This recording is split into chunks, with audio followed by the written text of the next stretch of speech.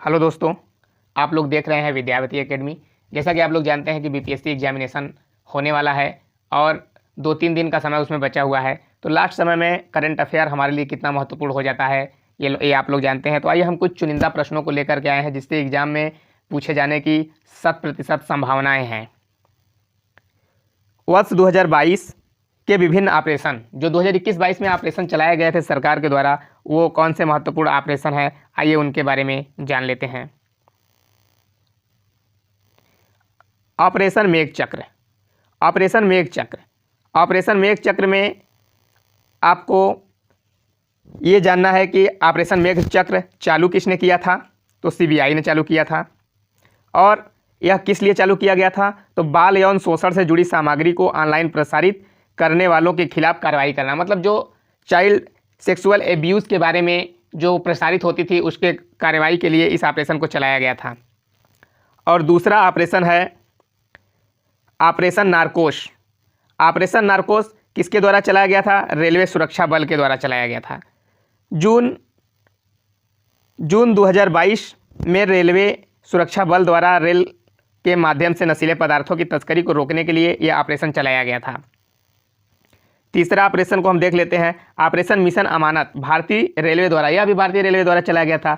इस ऑपरेशन का मूल जो उद्देश्य था वो उद्देश्य था कि रेल यात्रियों के खोए हुए सामान को ट्रैक करने के लिए और उनको उनके घर पे पहुंचाने के लिए।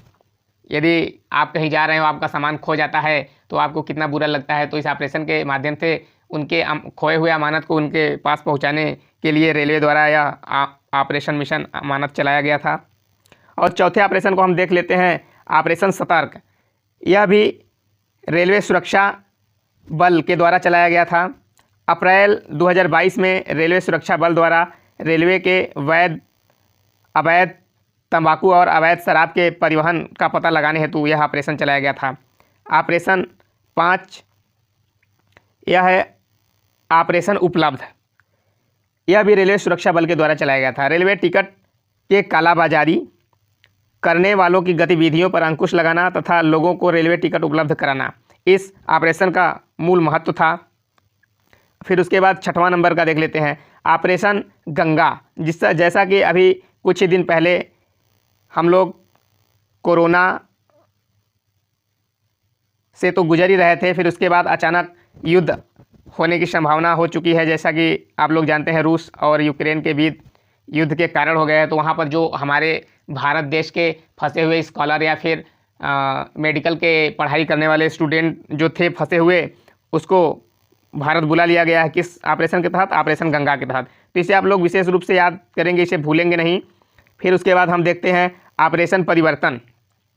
ऑपरेशन परिवर्तन आंध्र प्रदेश पुलिस द्वारा चलाया गया था। ये आप लोगों को विशेष रूप से देखना है कि किसके द्वारा चलाया गया था। ऑपरेशन ये जो था ये आंध्र प्रदेश पुलिस द्वारा चलाया गया था।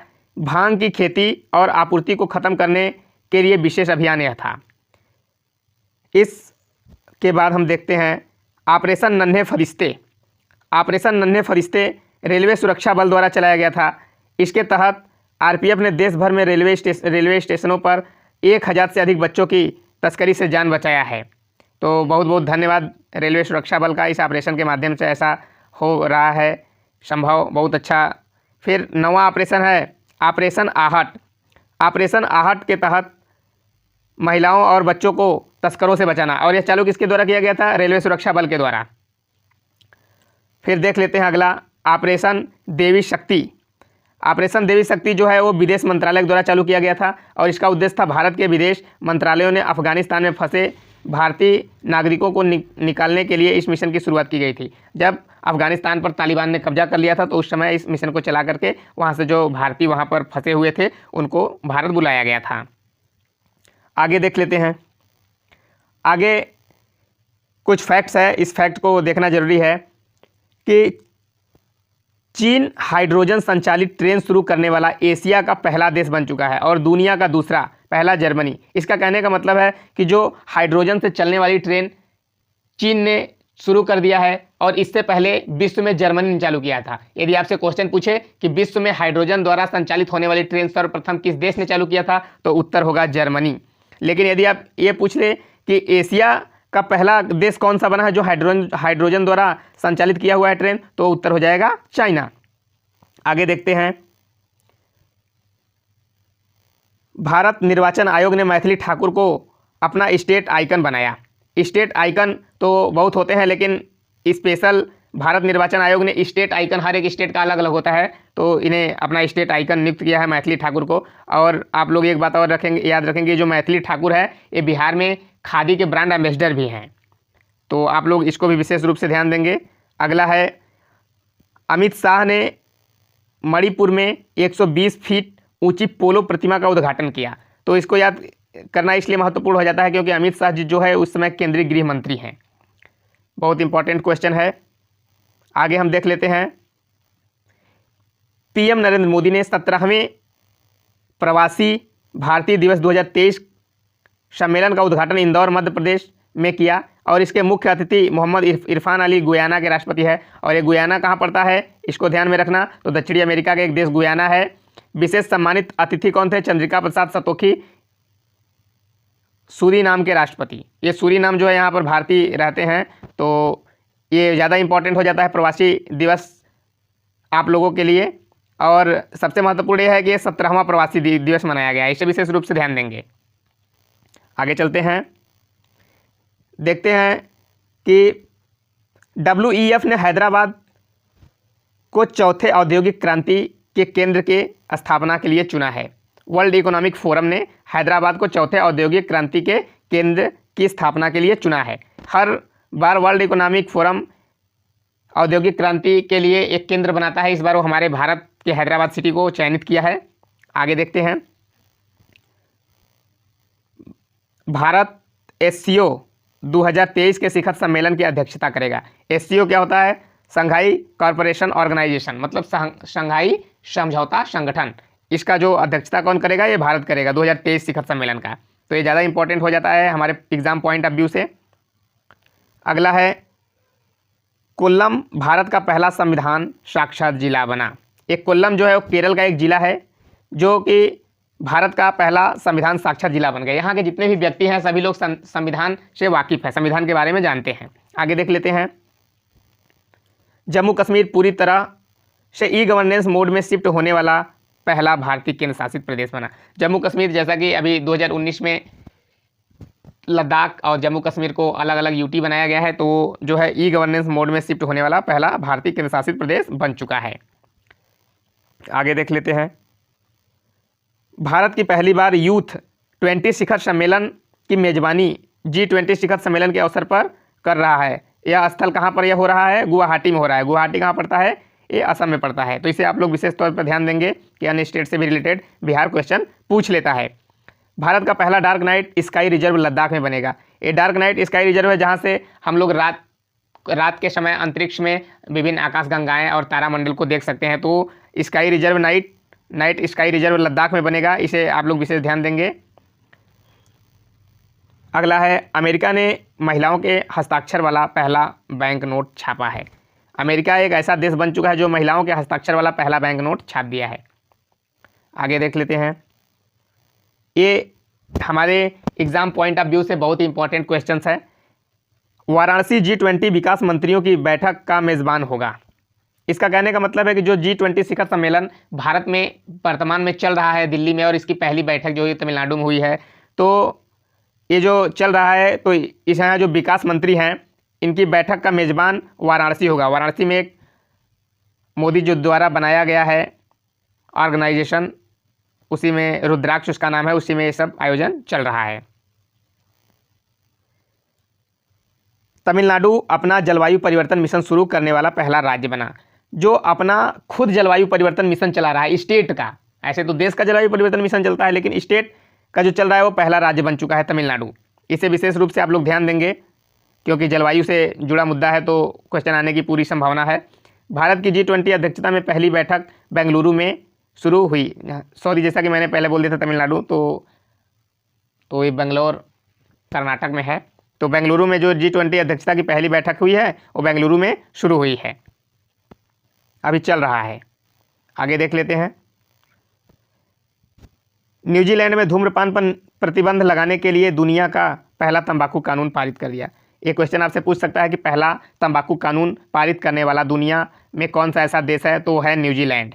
इसे विशेष तौर पे आप लोग ध्यान देंगे कि न्यूजीलैंड जो है वो दुनिया का पहला तंबाकू कानून पारित कर दिया है। आगे देख लेते हैं। ईरान संयुक्त राष्ट्र महिला समर्थक आयोग से बाहर हुआ है। जो संयुक्त राष्ट्र महिला समर्थक आयोग है, यदि क्वेश्चन पूछ दे कि संयुक्त राष्ट्र महिला समर्थक आयोग से किस देश को बाहर कर दिया गया है, तो उत्तर होगा ईरान। आप लोग विशेष ध्यान देंगे इस पे। आगे देख लेते हैं। भारत सर्चलाइट कम्युनिकेशन के लिए स्पेक्ट्रम की नीलामी करने वाला पहला देश बन गया है। विश्व में यदि सर्चलाइट कम्युनिकेशन स्पेक्ट्रम की नीलामी कोई देश कर रहा है सबसे पहली बार, तो है भारत। इसे आप लोग विशेष ध्यान देंगे क्योंकि अपने देश से जुड़ा हुआ मुद्दा है। आगे देख लेते हैं। रूस भारत का सबसे बड़ा तेल आपूर्तिकर्ता बन गया है। इसके पहले भारत का सबसे बड़ा आपूर्तिकर्ता देश था इराक। इसे आप लोग ध्यान रखेंगे। अभी रूस यूक्रेन वार के बाद रूस भारत का सबसे बड़ा तेल आपूर्तिकर्ता देश बन चुका है। आगे देख लेते हैं।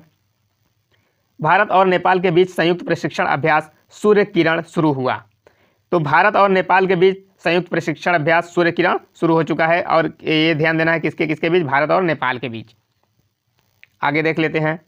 दलाई लामा को गांधी मंडेला पुरस्कार 2022 से सम्मानित किया गया है। तो ये जो तिब्बत के धर्मगुरु, बौद्ध धर्मगुरु होते हैं दलाई लामा, इनको गांधी मंडेला पुरस्कार 2022 से सम्मानित किया गया है।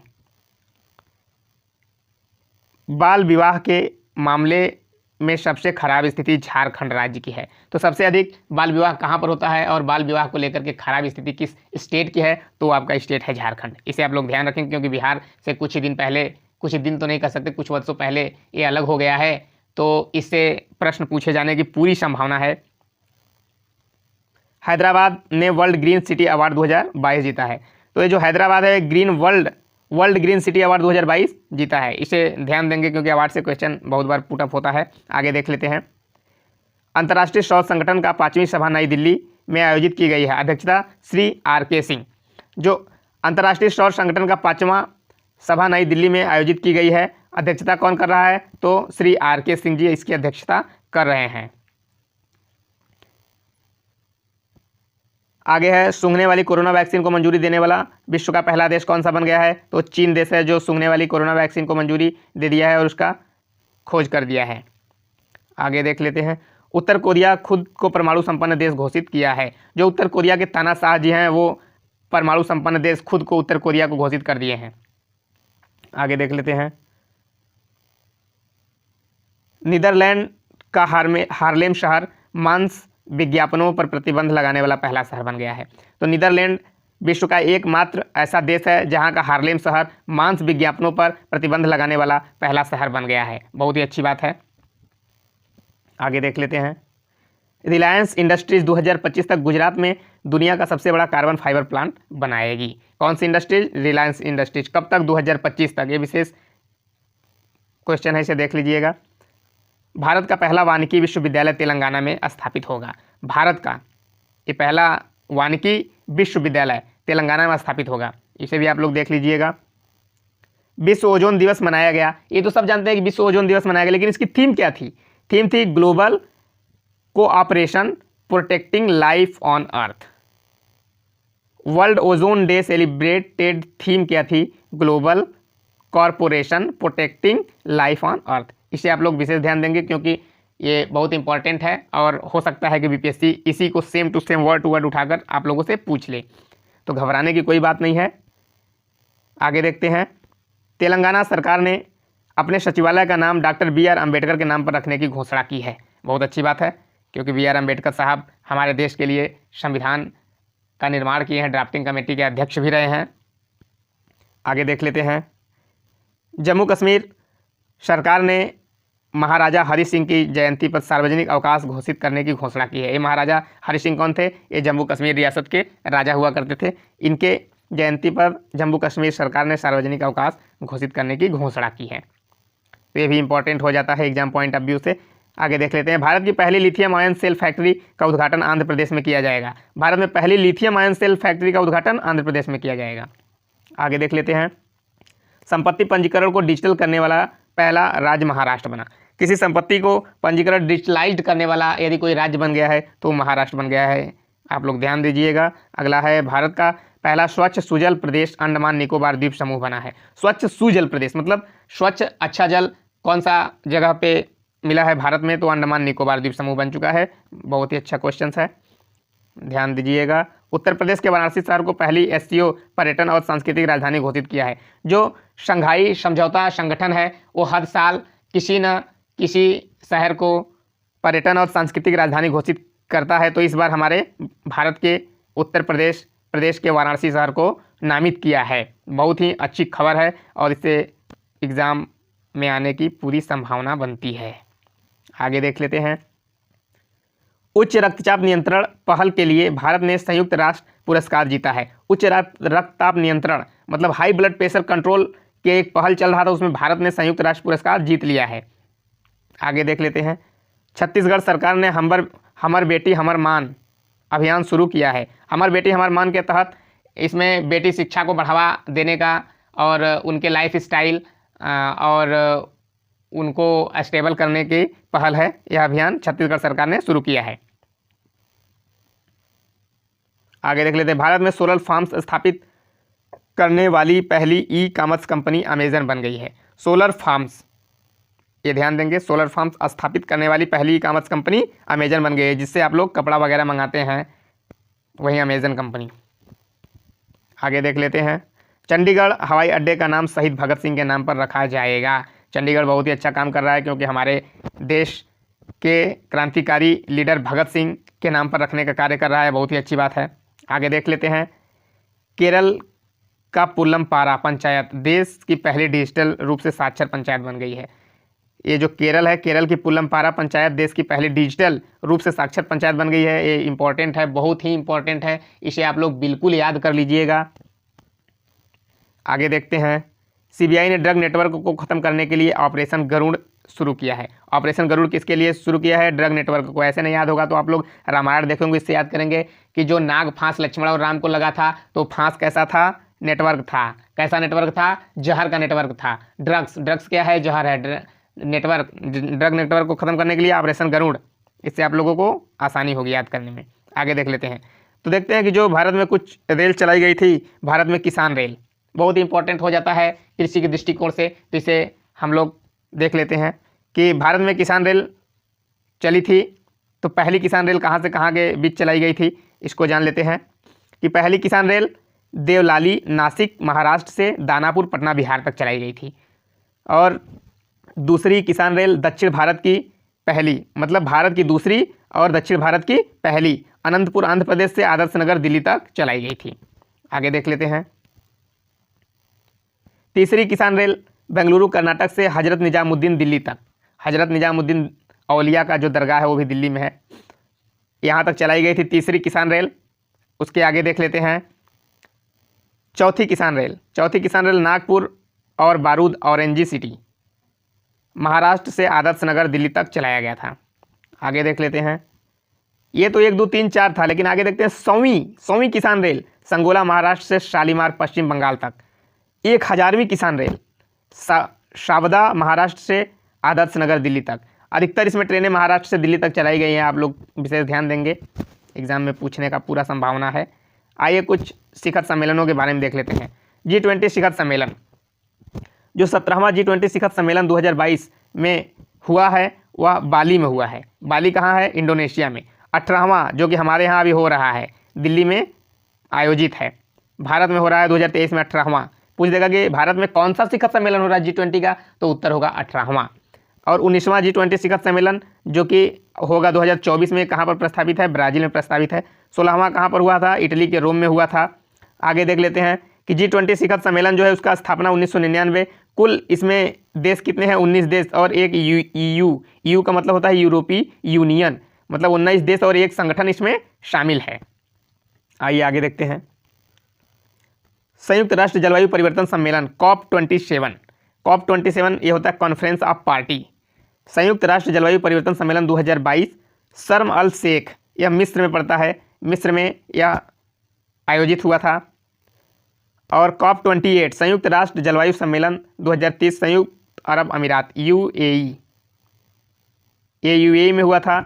और COP26 जो था ग्लासगो में हुआ था। ये पुराना न्यूज़ हो चुका है, लेकिन फिर भी याद रखने योग्य है। पहली बैठक 1995 में, जो कॉप की पहली बैठक हुई थी 1995 में, कहाँ हुई थी? जर्मनी के बर्लिन में आयोजित की गई थी। इसको भी याद रखना है क्योंकि स्टैटिक्स जीके का पार्ट्स हो जाता है, ये बहुत इंपॉर्टेंट। आगे देख लेते हैं 23वां एससीओ संघाई सहयोग संगठन शिखर सम्मेलन 23वां 2023 भारत में होगा। नोट 22वां समरकंद उज्बेकिस्तान 2022 में, जो 22वां एससीओ का सम्मेलन हुआ था वो कहाँ पर हुआ था? समरकंद उज्बेकिस्तान में हुआ था। स्थापना 2001 में किसका? एससीओ का, संघाई सहयोग संगठन का। कुल देश 9, मुख्यालय इसकी बीजिंग है। आगे देख लेते हैं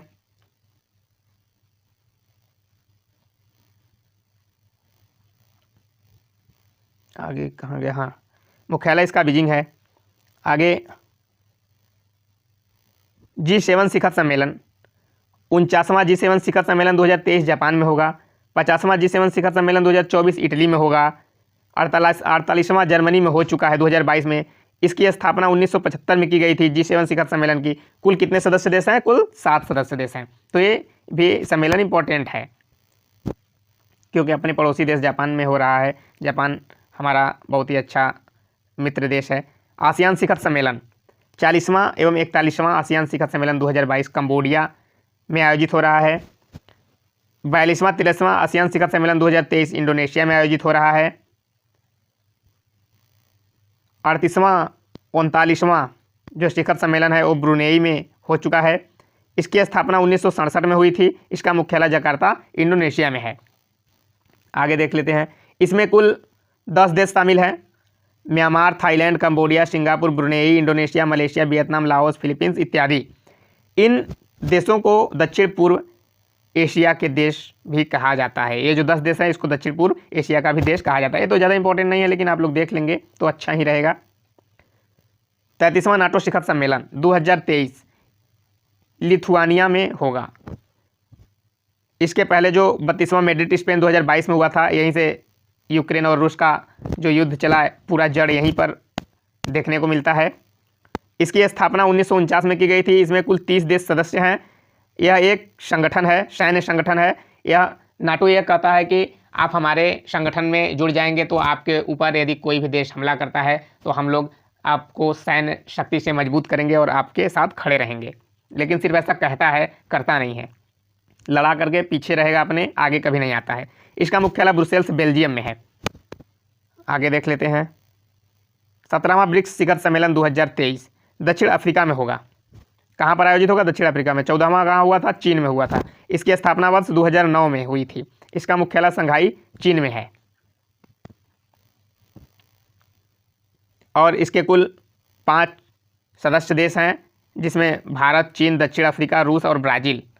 ये ज़्यादा इंपॉर्टेंट है, इसको याद रखना बहुत ज़रूरी है। भारत अमेरिका के बीच होने वाले सैन्य अभ्यास, इसको भी ज़रा देख लेते हैं एक नज़र, क्योंकि सैन्य अभ्यास से भी क्वेश्चन पूछ लेता है, खासतौर से बीपीएससी तो पूछता ही है। तो पहला है टाइगर ट्रम्प अभ्यास। जैसा कि नाम से ही पता चल रहा है, ट्रम्प कहाँ के राष्ट्रपति थे? तो ये थे अमेरिका के। और अमेरिका का संबंध भारत से कुछ ठीक ठाक तो नहीं है। जब अमेरिका देखता है कि हम कमज़ोर पड़ रहे हैं तो भारत को मित्र बनाता है, बहुत चालाक है। तो पहला टाइगर ट्रम्प अभ्यास 2022 में अमेरिका के साथ। 13वां वज्र प्रहार 2022 में अमेरिका के साथ। 18वां युद्धाभ्यास 2022 अमेरिका के साथ। आगे देख लेते हैं भारत जापान के बीच होने वाले सैन्य अभ्यास। GMAX 6 2022, समुद्री साझेदारी अभ्यास 2022, धर्म गार्जियन सैन्य अभ्यास 2022। ये ज़्यादा इंपॉर्टेंट है धर्म गार्जियन, ये बहुत बार बहुत एग्जामिनेशन में पूछा जा चुका है। आगे देखते हैं भारत बांग्लादेश के बीच होने वाले सैन्य अभ्यास। एक्स संप्रीति एक्स, बोंगो सागर से जैसा कि बंगला बोंगो 3rd 2022, कॉर्पेट 4th 2022। ये 3 सैन्य अभ्यास बांग्लादेश के साथ हम करते हैं। इस पे ज़्यादा इंपॉर्टेंट इसलिए हो जाता है क्योंकि बांग्लादेश अपना पड़ोसी देश है, मित्र देश है। वहाँ पर चलने वाले हम भारत मैत्री ट्रेन चलाए हैं, बहुत सारे मैत्री समझौता भी किए हैं, तो ये ज़्यादा हमारे लिए इंपॉर्टेंट हो जाता है। और हमारा एक पड़ोसी छोटा सा जो कि अभी चीन के हथकंडे लगा हुआ था, भारत श्रीलंका के बीच होने वाला सैन्य अभ्यास, जो छोटा सा श्रीलंका है, SLINEX 9th 2022 मित्र शक्ति। ये 2 अभ्यास हम श्रीलंका के साथ करते हैं। और आगे देख लेते हैं फ्रांस के साथ, भारत फ्रांस के बीच होने वाले सैन्य अभ्यास। शक्ति 4th वरुण अभ्यास। वरुण अभ्यास जो है ये वायुसेना का है और शक्ति थल सेना का है, जैसा कि आप लोग जानते ही होंगे, और ये फ्रांस के साथ है, बहुत इंपॉर्टेंट है। भारत और रूस के साथ होने वाला सैन्य अभ्यास पैसेक्स सैन्य अभ्यास, ये बहुत ही इंपॉर्टेंट है। तो थैंक यू, आप लोग वीडियो देखें, और यदि वीडियो पसंद आया होगा तो चैनल को सब्सक्राइब कर दीजिएगा, लाइक कर दीजिएगा। धन्यवाद, मिलते हैं अगले वीडियो में।